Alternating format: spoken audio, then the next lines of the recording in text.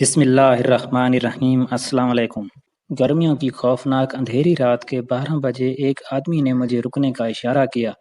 میں اپنی سوچوں میں گم ٹیپ ریکارڈر پر گانے کا مزہ لے رہا تھا تو اس آدمی کے اشارہ کرنے پر میں نے اچانک گاڑی روک دی۔ وہ آدمی دوسری طرف سے میرے پاس آیا۔ السلام علیکم بھائی جان، آپ کہاں تک جا رہے ہو؟ میں نے کہا تحصیل بھلوال تک۔ وہ آدمی کہنے لگا اگر آپ کو تکلیف نہ ہو تو ہمیں بھی بھلوال تک لے چلیں۔ میری اپنی گاڑی خراب ہو گئی اور کوئی گاڑی بھی نہیں مل رہی ہے۔ میرے ساتھ میرے گھر والے ہیں، ہم لاہور سے آ رہے ہیں۔ میں نے کہا کوئی بات نہیں، آپ آئیں۔ وہ آدمی اگلی سیٹ پر بیٹھ گیا جبکہ عورت کو میں نے پچھلی سیٹ پر جگہ بنا دی اور ہم وہاں سے چل پڑے۔ اس آدمی نے اپنا تعارف کرایا۔ میرا نام صابر ہے، لاہور سٹی میں بزنس کرتا ہوں اور ایک شادی پر ابھی جا رہا ہوں اور بہرہ کا رہائشی ہوں۔ اس کی بیوی نے چادر نما برقع اوڑھ رکھا تھا۔ آگے ایک روڈ پر گاؤں کے قریب سڑک ایک جگہ پر بہت خراب تھی۔ میں نے رفتار بہت آہستہ کر دی۔ سامنے سے گاڑی آ رہی تھی۔ اس کی ہیڈ لائٹس اتنی تیز تھی کہ میں نے بے اختیار اپنا سر اوپر اٹھا رکھا تھا۔ بائک کے درمیانی شیشے میں دیکھا تو میری آنکھیں تیز روشنی کی وجہ سے بند ہو گئی۔ وہ آدمی جسے اپنی بیوی بتا رہا تھا وہ بلا کی خوبصورت اور بہت کم عمر لڑکی تھی۔ اس نے اپنا چادر نما برقع اپنے سر سے اوپر اٹھا رکھا تھا۔ لڑکی کی عمر بڑی مشکل سے 21 سے 22 سال کے لگ بھگ تھی اور اس آدمی کی عمر 50 سال سے زیادہ تھی۔ میں بہت حیران ہوا، پھر یہ سوچ کر چپ ہو گیا کہ ان کی ہی ہوگی کہ کوئی اپنی مجبوری، ہمیں کیا۔ انہی خیالوں میں گم گاڑی چلا رہا تھا۔ مکمل سناٹا تھا۔ اس آدمی صابر نے ٹیپ ریکارڈر کا بٹن آن کیا۔ یوں فضا میں سناٹے کی بجائے موسیقی کا ردھم ہونے لگا۔ ہم تقریباً 2 بجے بھلوال شہر پہنچ گئے۔ یہاں پر ہوا کا عالم تھا، مکمل سناٹا، نہ کوئی آدمی نہ کوئی گاڑی۔ یہ آدمی صابر بہت پریشان ہوا اور مجھے کہنے لگا کہ یہاں سے کوئی ٹیکسی وغیرہ مل سکتی ہے؟ تو میں نے ایک بار پھر پوچھ لیا کہ آپ نے جانا کہاں ہے؟ تو وہ کہنے لگا بہرہ قصہ کے ساتھ میرے گاؤں اور ان سے آگے کا کرایہ طے کر لیا۔ جب ہم علی پور سیدہ پہنچے تو رات کے تقریباً 2:30 کا ٹائم تھا۔ میں ان کو اتار کر واپسی کے لیے مڑا تو انہوں نے بہت اصرار کیا کہ رات بہت ہو چکی ہے، صبح چلے جانا۔ میں نے مجبوری ظاہر کی کہ گاڑی نے صبح بکنگ پر جانا ہے اور میں نے شو روم پر صبح 7 بجے پیمنٹ کرنی ہے۔ اس کے علاوہ میرے پاس 2 اور گاڑیاں ہیں جن کا میں پرائیویٹ ٹیکسی چلاتا ہوں۔ میں انہیں چھوڑ کر واپس تو آ گیا مگر میرا سارا دھیان انہی کی طرف رہا۔ اس لیے نہیں کہ وہ لڑکی بہت خوبصورت تھی، صرف اس لیے کہ نہ جانے وہ کون سی مجبوری تھی جس نے ان دونوں کو اکٹھا کیا۔ مجھے اس لڑکی پر رہ رہ کر ترس آ رہا تھا اور صابر کی قسمت پر رشک آ رہا تھا کہ خدا نے کیا خوب بنائی ہے ان کی قسمت۔ بہت دنوں بعد ایک آدمی میرے شو روم پر آیا کہ میں صابر کا ملازم ہوں، گاؤں علی پور سیدہ سے آیا ہوں۔ ان کے گھر والوں نے مجھے بھیجا ہے کہ کل 8:30 پہ آپ گاڑی لے کر گاؤں آ جائیں، انہوں نے سرگودا میں جانا ہے۔ میں نہ چاہتے ہوئے بھی گاڑی لے کر 9:30 پہ ان کے گھر پہنچ گیا۔ ان کی بیوی اور ان کا ملازم الیاس گاڑی میں بیٹھ گئے۔ ہم لوگ سرگودا گئے۔ راستے میں صابر کی بیوی نے مجھ سے بہت باتیں کی، میرے متعلق کافی پوچھا اور اپنے متعلق بھی عام روٹین کی باتیں بتائی۔ صابر صاحب کے ملازم سے میری دوستی ہو گئی۔ پھر 10 دن کے بعد صابر صاحب کی بیگم، جن کا نام ہنا تھا، کو چیک اپ کروانا ہوتا تھا۔ صابر کی بیگم کے پاس بہت سی دولت تھی۔ اس دوران صابر اور ان لوگوں سے کافی تعلق بن گیا۔ صابر سے میں ایک دفعہ اپنے گاؤں علی پور سیدہ آتے اور جب جاتے مل کر جاتے۔ میری ان لوگوں سے کافی جان پہچان ہو چکی تھی۔ وہ دونوں میاں بیوی مجھ پر بہت بھروسہ کرتے تھے۔ صابر کا ملازم بہت اچھا مگر سادہ طبیعت کا مالک تھا۔ میں نے اسے، جس کا نام الیاس تھا، اپنے اعتماد میں لیا اور ان دونوں کے متعلق پوچھا تو الیاس نے ٹال دیا، لیکن میرے مجبور کرنے پر اس نے دونوں کی رام کہانی سنائی۔ پہلے ہم ہنا کی کہانی اسی کی زبانی سنتے ہیں۔ محترم یا محترمہ، آپ کو جو چند الفاظ پر سٹوری دہرانا چاہتا ہوں، یہ آج سے قبل 1 سال کی بات ہے۔ میں اپنے والدین کی اکلوتی اولاد تھی۔ میرا والد لاہور شہر میں ایک MNA کی کوٹھی پر چوکیدار تھا۔ MNA صاحب غیر قانونی کام کرتا تھا۔ ایک دن چھاپا پڑا پولیس مقابلے میں میرے والد کو گولی لگی اور وہ مر گیا۔ یوں میں یتیم اور میری ماں جوانی میں ہی بیوہ ہو گئی۔ سر سے باپ کا سایہ اٹھتے ہی رشتہ داروں نے ہم سے منہ موڑ لیا کہ کہیں یہ ہم پر بوجھ نہ بن جائیں۔ اب کئی دنوں تک ہمارے گھر فاقے ہونے لگے۔ آخر تھک ہار کر میری ماں نے فیصلہ کیا کہ وہ عام عورتوں کی طرح کسی کوٹھی پر کام کرے گی، مگر کام نہ ہوا۔ میری ماں بہت خوبصورت تھی۔ جس کوٹھی پر جاتی بیگم صاحب کہہ دیتی کہ ہمیں تمہیں جیسی ملازمہ کی ضرورت نہیں ہے، یا اگر میری ماں کی ملاقات اگر کسی صاحب سے ہو جاتی تو وہ فوراً رکھ لیتا، مگر دوسرے ہی دن وہ اپنی خواہش ظاہر کر دیتا۔ مجبوراً میری ماں وہاں سے بھاگ آتی۔ عادل صاحب، اب میری ماں بہت پریشان رہنے لگی۔ ایک لوگوں نے اپنا رشتہ بھیجا کہ ہم نکاح کرنا چاہتے ہیں، مگر میری ماں میری وجہ سے انکار کر دیتی۔ جب لوگوں نے زیادہ تنگ کرنا شروع کر دیا تو میری ماں نے فیصلہ کر لیا ان گنڈوں سے نجات کا ایک ہی ذریعہ ہے کہ میں کسی شریف اور نیک آدمی سے نکاح کر لوں۔ ہمارے محلے میں تقریباً 10 سال سے ایک آدمی کرائے کے مکان میں رہ رہا تھا۔ وہ کیا کرتا تھا کسی کو کچھ علم نہ تھا، مگر اس کی وجہ سے کسی کو کوئی تکلیف نہ تھی۔ وہ محلے میں سفید پوشوں کی لپیٹ میں تھا۔ میاں صاحب کے ہاتھ اس نے نکاح کی درخواست کی، جو کہ میری ماں نے سادہ دلی سے قبول کر لی۔ یوں اب ہمارے سر پر ایک شخص کا سایہ آ گیا۔ جو لوگ تنگ کرتے تھے ان سے چھٹکارا مل گیا۔ قسمت کی ستم ظرفی جس شخص نے میرے والد کی جگہ لی، جو دیکھنے میں بہت بھلا انسان اور سفید پوش تھا، جس کی شرافت کی باتیں لوگ کرتے تھے، اس کے ساتھ رہ کر معلوم ہوا کہ واقعی ہی قسمت ہم سے روٹھ گئی ہے۔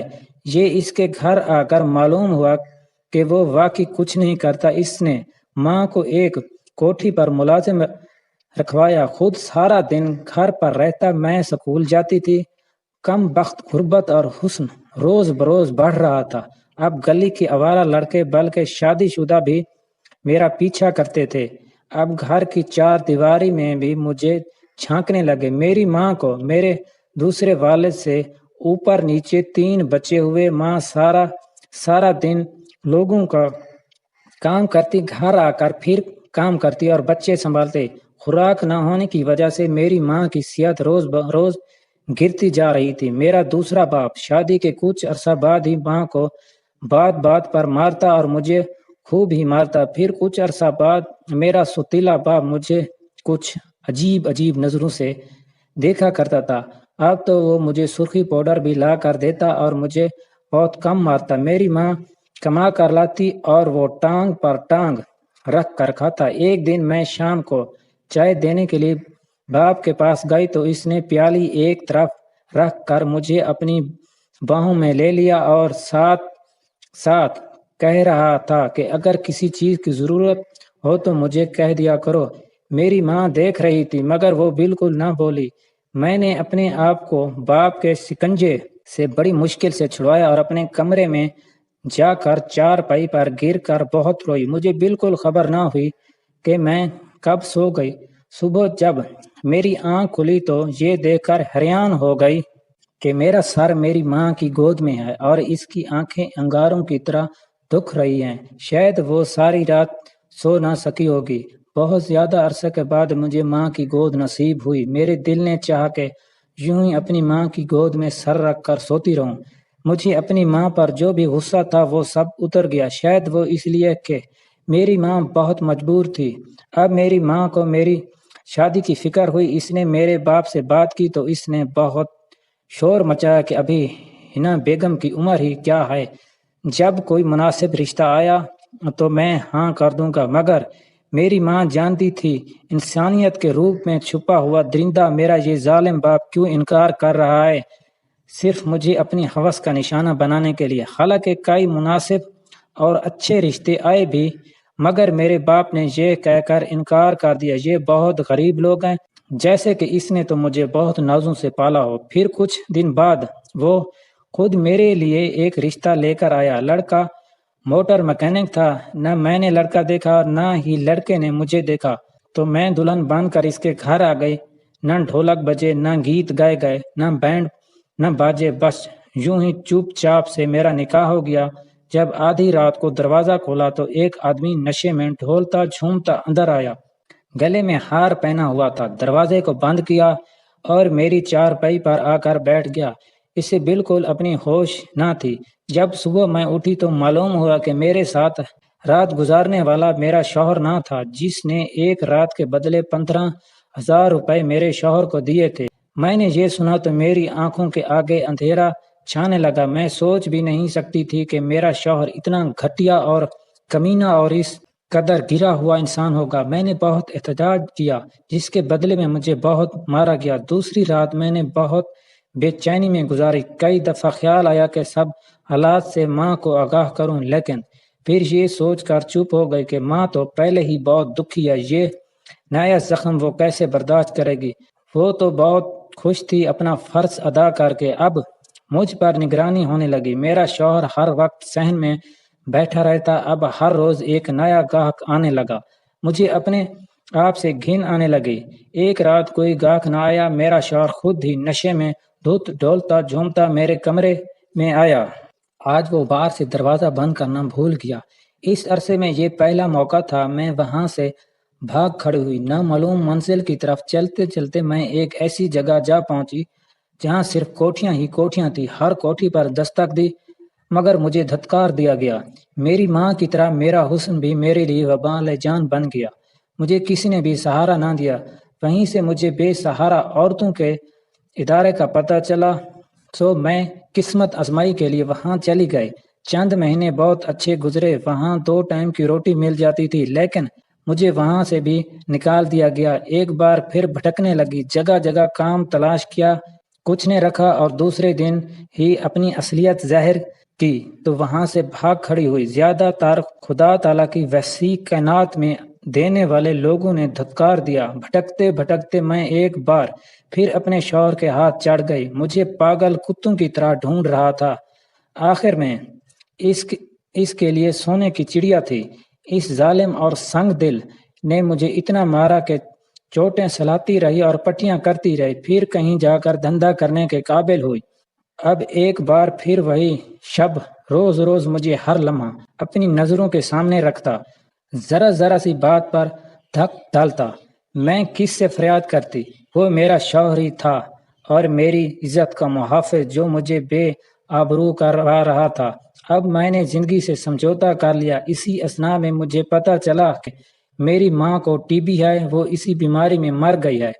میں تو اس کی قبر پر بھی نہ جا سکی۔ بس کبھی کبھار جب بھی اس گناہ آلود زندگی سے فرصت ملتی تو قرآن پاک پڑھ کر ماں باپ کو بخش دیتی۔ انہی دنوں ایک شخص بار بار آنے لگا۔ اس کے بار بار آنے سے مجھے نہ چاہتے ہوئے بھی اس سے محبت ہو گئی۔ وہ دوسرے لوگوں سے بالکل مختلف تھا۔ جب مجھے تھکا ہوا دیکھتا تو کچھ دیر ایسے ہی بیٹھ کر واپس چلا جاتا تھا۔ مجھے کسی سے ہمدردی نہ ملی تھی۔ میں اس اخلاق سے بہت متاثر رہی۔ وہ عمر میں مجھ سے کئی گنا بڑا تھا۔ اس کے جوان بیٹے اور بیٹیاں تھیں، خوبصورت بیوی تھی۔ اس نے سب کچھ مجھے خود بتایا تھا۔ پھر آپ یہاں کیوں منہ کالا کرنے آتے ہو؟ میں ایک دن پوچھ ہی بیٹھی۔ اس نے عجیب نظروں سے مجھے دیکھا۔ تم سچ سننا چاہتی ہو یا ایسے ہی سوال کیا؟ مجھے ڈر لگ رہا تھا کہ کہیں میرے شوہر کو نہ بتا دے، کیونکہ مجھے میرے شوہر کا آرڈر تھا کہ کسی بھی گاہک سے ذاتی سوال مت کرنا۔ یہ میرا پہلا موقع تھا۔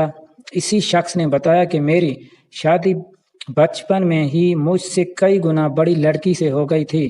انہوں نے بتانا شروع کیا، اس کی وجہ دولت تھی۔ میرے باپ نے جائیداد کی لالچ میں آ کر میری شادی کر دی۔ میری اس سے کبھی بھی نہ بن آئی۔ وہ ان پڑھ اور جاہل تھی اور میں پڑھا لکھا تھا۔ دوسرا، اس کا بھائی میری بہن کا شوہر تھا۔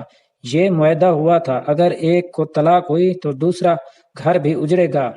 میری بہن اپنے گھر بہت خوش تھی، سو اس طرح میں گل چھڑی بجا رہا تھا۔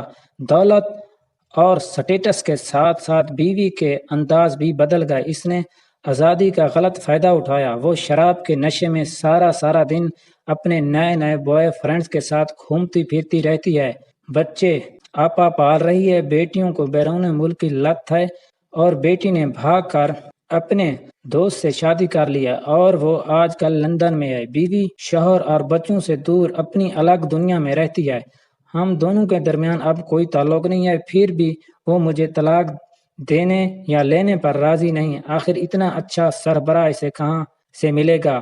وہ تو اپنی رام کہانی سنا کر چپ ہو گیا، مگر مجھے بے اختیار رونا آ گیا۔ وہ عورت شوہر اور گھر ہوتے ہوئے بھی رسوا کرنے پر تلی ہوئی تھی، اور میں شوہر کے نام پر جینے کی آرزو میں ہر روز بک رہی تھی۔ تقدیر بھی کتنی عجیب ہوتی ہے، غلط لوگوں کی نعمتوں سے نوازتی ہے۔ اور پھر میں نے اسے اپنی تمام داستان شروع سے آخر تک سنا دی، بغیر پوچھے اس سے۔ میں نے کچھ نہ چھپایا اور وہ سنتا رہا۔ رات بہت ہو گئی اور صبح چلا گیا۔ میں اپنا غم اسے سنا کر کچھ ہلکا محسوس کر رہی تھی، اور روح پر پڑا بوجھ تھا ذرا کم ہو گیا۔ اور وہ پھر کئی دنوں تک نہ آیا۔ میں سمجھی وہ عام گاہکوں کی طرح مجھے بھول گیا ہے، لیکن نہیں۔ وہ ایک دن پھر آیا اور آتے ہی صاف صاف لفظوں میں کہنے لگا، میرے ساتھ رہنا پسند کرو گی؟ صرف اور صرف بیوی بن کر میں تمہیں تمہارے شوہر سے خرید لوں گا۔ میں نے سوچا روز روز بکنے سے بہتر ہے کہ ایک دن بک کر کسی ایک کی ہو جاؤں، لہٰذا میں نے اقرار کر لیا۔ اس نے مجھے میرے بے غیرت شوہر سے نہ جانے کتنی رقم کے معاوضے خرید لیا، مجھے طلاق دلوائی اور مجھے اپنے ساتھ گاؤں لے آیا۔ یوں میں اس گندے ماحول سے نکل آئی۔ اس نے میرے لیے کوٹھی بنانا چاہی، مگر میں نے ایک چھوٹا سا گھر بنوایا جو کہ ہر طرح سے میرا تھا، جہاں مجھے سکون میسر تھا۔ اس نے میرے لیے خادمہ کی قطار لگانی چاہی، مگر میں نے انکار کر دیا۔ صرف ایک ہی ملازم رکھا، وہ بھی ضعیف العمر الیاس، جو میرا بہت خیال رکھتا۔ میں نے اس اشیانے کو بہت سادگی سے سجایا۔ ہاں، میں اس کی رشتہ دار اور اس کی رکھیل ہوں۔ مجھے یہ سب کچھ کہنے میں کوئی شرمندگی نہیں ہے۔ میرا شوہر تو نہیں، جس نے نکاح کے 2 بول کے بدلے مجھے خرید کر مجھے پابند کر دیا تھا، جو میرا سہاگ تھا، جس نے ایک رات بھی میرے ساتھ شوہر کی حیثیت سے نہ گزاری تھی، بلکہ ہر رات میرے ایک نئی سیج سجانے کو کہتا۔ اس آدمی نے مجھے نہ صرف پیسوں سے بلکہ سچائی سے خریدا تھا۔ اس نے مجھ پر حقیقت واضح کی تھی کہ میں اس کے ساتھ کیا بن کر رہوں گی۔ پہلے تو لوگوں نے مجھ سے میل ملاپ بڑھایا، لیکن جب ان پر میری حیثیت واضح ہوئی تو لوگوں نے مجھ سے کنارہ کر لیا۔ میں بھی تو یہی چاہتی تھی۔ وہ لوگ مجھے عورت کے نام پر کلینک سمجھتے تھے۔ بہت حیرت ہوئی جب میرا شوہر مجھے بیچتا تھا تو کسی کو کوئی تکلیف نہ ہوئی، کسی نے کسی قسم کی کوئی آواز اٹھائی تھی؟ لوگوں نے مجھے بہت کچھ کہا، مگر میں ان سے انجان بن کر اپنے آپ کو علم و ادب میں گم کر لیا۔ اب مجھے اس کے مضبوط بازوں کا تحفظ حاصل ہے۔ یہ جو میرے ساتھ ہوا، حالات نے، تقدیر نے، یا میرے شوہر نے میرے ساتھ کیا، اور پھر جو کچھ میں نے کیا، لوگوں کو کیا مجھے اس طرح ہی کرنا چاہیے تھا۔ اس کے علاوہ اس کا کوئی اور حل بھی تو نہ تھا۔ میں نے ٹھیک کیا۔ اے اللہ تعالیٰ کی رحمت ولی وسیع کائنات میں رہنے والے لوگوں، کیا میں واقعی ایک بری عورت ہوں؟